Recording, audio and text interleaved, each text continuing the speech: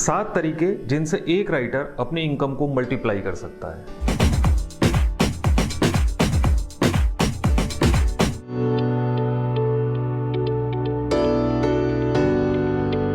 एक screen writer के लिए सबसे पहला तरीका है किसी भी फिल्म के लिए स्क्रिप्ट लिखना। स्क्रिप्ट में 3 अलग अलग पार्ट होते हैं, वो तीनों में से किसी एक को भी टारगेट कर सकता है, वो किसी एक पर भी लिख सकता है। जैसे स्क्रीन प्ले, स्टोरी और डायलॉग। जब ये तीनों मिलते हैं तो एक स्क्रिप्ट बनती है। सबसे पहले ज़रूरत होती है एक स्टोरी की, उसके बाद स्क्रीन प्ले, उसके बाद डायलॉग।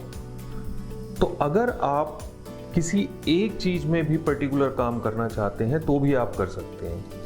आप अगर सिर्फ डायलॉग लिखना चाहते हैं या सिर्फ स्क्रीन प्ले लिखना चाहते हैं या सिर्फ आप स्टोरी ही देना चाहते हैं अपनी, तो आप वो भी कर सकते हैं।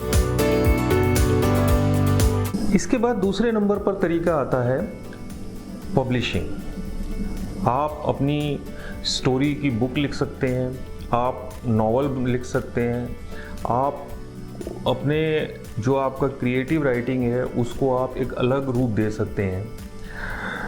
यहाँ एक ध्यान देने वाली बात यह है कि जो स्क्रीन राइटिंग है और जो नॉवल की राइटिंग है वो थोड़ी सी डिफरेंस है, लेकिन वो इतनी ज़्यादा डिफरेंस नहीं है कि आप कर ना पाएँ।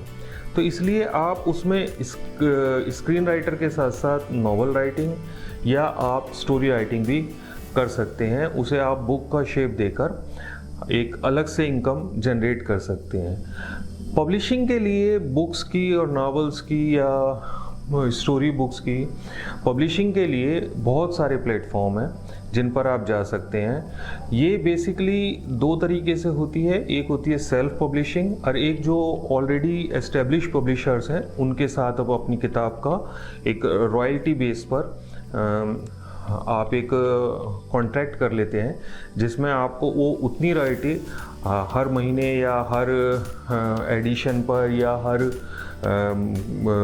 जो आपकी सेल होती है उस पर किस तरह से आपका एग्रीमेंट है वो उसके ऊपर डिपेंड करता है। यहाँ एक बात ध्यान देने वाली है कि नए राइटर को मेरे ख्याल से सेल्फ पब्लिशिंग से शुरुआत में बचना चाहिए। अब प्रॉब्लम यहाँ पे यही आती है कि जो नया राइटर होता है उसको पब्लिशर्स भी उतनी जल्दी नहीं छापते हैं, तो यही थोड़ा सा एक यहाँ पे कंट्रोवर्शियल है। लेकिन आपको अगर सेल्फ पब्लिशिंग भी करनी है तो उससे पहले आपका एक स्ट्रॉन्ग बेस होना चाहिए ताकि आपकी बुक जो है वो बिक सके। क्योंकि अगर आपके फॉलोअर्स नहीं होंगे, लोग आपको जानते नहीं होंगे, तो आप अपनी बुक को बेच नहीं पाएंगे। तो इसके लिए सबसे बढ़िया तरीका है कि आप YouTube या सोशल मीडिया पर अपनी फॉलोइंग बढ़ाइए और जब आपकी बुक पब्लिश होती है तो आप उसमें वहाँ पर पोस्ट कीजिए और उसके माध्यम से आपको बहुत अच्छा रिस्पॉन्स मिल सकता है। तीसरे नंबर पर आता है ब्लॉगिंग। आपने जो लिखा है, जो आप लिख रहे हैं या जो आपकी बुक है, उन सब के बारे में आप एक ब्लॉग्स चालू कर सकते हैं। उस ब्लॉग पर आप अपनी राइटिंग के बारे में या और सब चीज़ों के बारे में आप धीरे धीरे उसमें जब आप पब्लिश करेंगे पोस्ट, तो वहाँ से आपको 2 तरीके से बेनिफिट होते हैं। एक तो आप वहाँ पे गूगल एडसेंस या किसी और इस तरह के प्लेटफॉर्म को लेकर आप वहाँ पर ऐड लगाकर उससे भी इनकम कर सकते हैं। और दूसरा तरीका है कि उससे आपका बेस बढ़ता है, उससे जो आपके फॉलोअर्स हैं, जो आपको लोग जानते हैं, उनसे भी आपका बेस बढ़ता है। और वो जब आप पब्लिशिंग करेंगे या आपकी कोई फिल्म आएगी या आप कुछ भी राइटिंग करेंगे उस टाइम पर वो आपके साथ होते हैं। ब्लॉगिंग में एक मिसकंसेप्ट ये है कि लोग सोचते हैं कि ये बहुत आराम से बहुत फ्री शुरू हो जाता है, ब्लॉगर प्लेटफॉर्म है और बहुत से प्लेटफॉर्म है जहाँ पे हम फ्री वेबसाइट बना सकते हैं, फ्री कर सकते हैं, लेकिन ऐसा मुमकिन नहीं है। होता क्या है कि वहाँ पे आप फ्री वेबसाइट बना सकते हैं, सब कुछ कर सकते हैं, लेकिन वहाँ आप उतना अच्छा कर नहीं पाएंगे जिसकी वजह से आपको एक अच्छा ट्रैफिक या अच्छा रेवेन्यू का जो सोर्स वो बन सके ब्लॉग। तो उसके लिए आपको अपनी सेल्फ होस्टिंग ही करनी चाहिए। ब्लॉगिंग के बारे में अगर आप चालू करना चाहते हैं या कुछ और जानना चाहते हैं तो आप मुझसे मेल कर सकते हैं, आप मुझे कमेंट में लिख सकते हैं, मैं आपको जवाब दूंगा। कंटेंट राइटिंग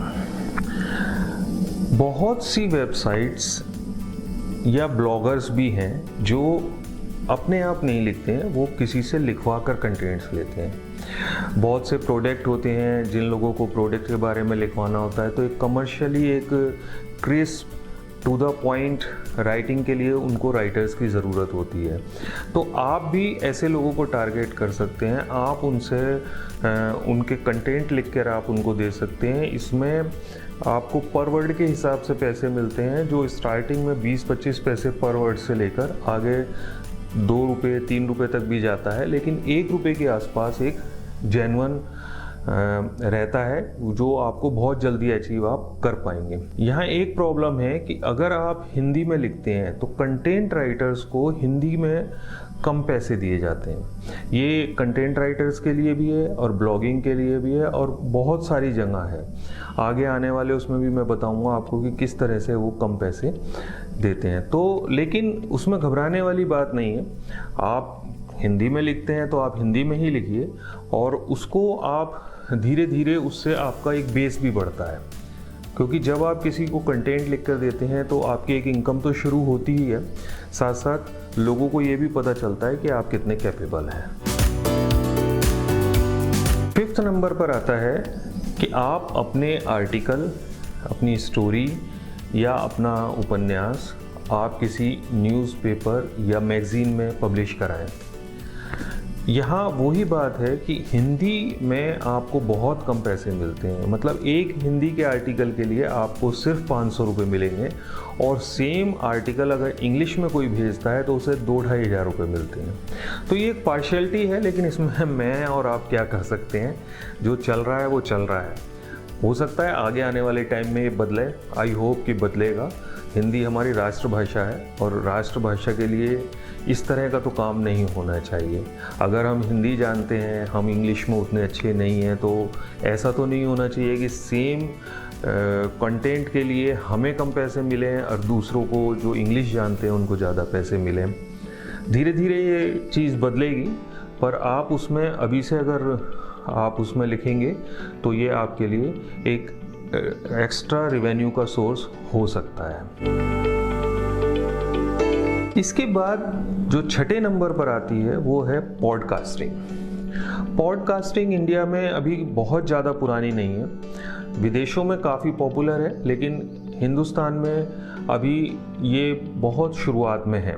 पॉडकास्टिंग के काफ़ी प्लेटफॉर्म ऑलरेडी इंडिया में चालू हो सकते हैं, वहाँ आप पॉडकास्ट कर सकते हैं। बाय द वे, पॉडकास्ट होता क्या है? पॉडकास्ट में आपकी सिर्फ वॉइस होती है। तो अगर आपकी वॉइस अच्छी है या आप उसको एक वॉइस के फॉर्म में आप देना चाहते हैं अपने कंटेंट्स लोगों को, जैसे आप रेडियो सुनते हैं तो आपको किसी का चेहरा नहीं दिखता, कोई रिटर्न मैटर नहीं दिखता, सिर्फ आपको आवाज़ आती है, उसी तरह से पॉडकास्टिंग में भी जो आप बोलेंगे उसकी सिर्फ आवाज़ आएगी। इसके भी कई प्लेटफॉर्म चालू हो चुके हैं, ऑल्दो अभी वहाँ पे अर्निंग का इतना बड़ा सोर्स नहीं है, क्योंकि वहाँ पे अभी एडवर्टाइजमेंट का रिवेन्यू या उस तरह का रिवेन्यू नहीं है।